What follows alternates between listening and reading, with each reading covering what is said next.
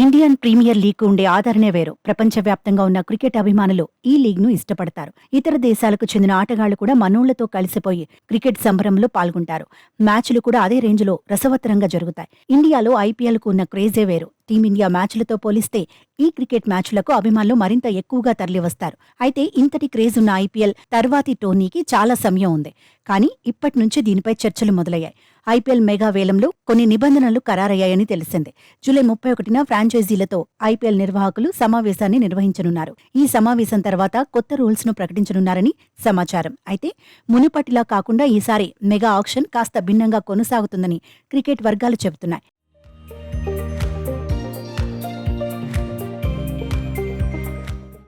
IPL నిర్వాహకుల ముందు కొన్ని ఫ్రాంచైజీలు ఊహించని విధంగా డిమాండ్లు పెట్టాయి. కనీసం 6 ప్లేయర్లకు రైట్ టు మ్యాచ్ కార్డు ఉపయోగించుకునే వెసులుబాటు కల్పించాలని కోరాయి. దాంతోపాటు 4 నుంచి 6 ఆటగాళ్లను రిటర్న్ చేసుకునేలా అవకాశం ఇవ్వాలని ఐపీఎల్ నిర్వాహకులు ప్రతిపాదించారు. అయితే దీనిపై బీసీసీఐ సానుకూలంగా స్పందించలేదు.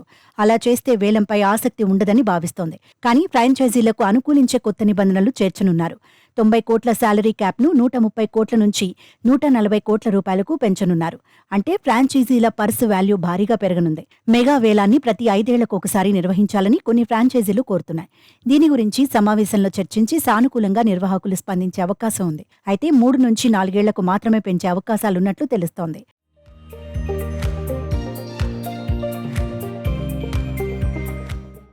5 ఆటగాళ్లను ఫ్రాంచైజీలు రిటైన్ చేసుకునే అవకాశం ఇవ్వాలని బీసీసీఐ భావిస్తోంది. కానీ రైట్ టు మ్యాచ్ కార్డ్ గురించి ఇప్పటికీ ఎలాంటి నిర్ణయం తీసుకోలేదు. దీనివల్ల కొన్ని సానుకూలతలు, ప్రతికూలతలు ఉండటంతో బీసీసీఐ ఆలోచిస్తోంది.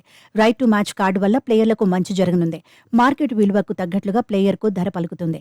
కీలకమైన ఆటగాళ్లను నిలుపుకునేందుకు ఫ్రాంచైజీ భావిస్తే ఇతర ఫ్రాంచైజీలు ఉద్దేశపూర్వకంగా ఆ ప్లేయర్ల ధరను అమాంతం పెంచే ఛాన్స్ లేకపోలేదు. మరి త్వరలోనే జరగబోయే సమావేశంలో ఎలాంటి నిర్ణయం తీసుకుంటారో చూడాలి.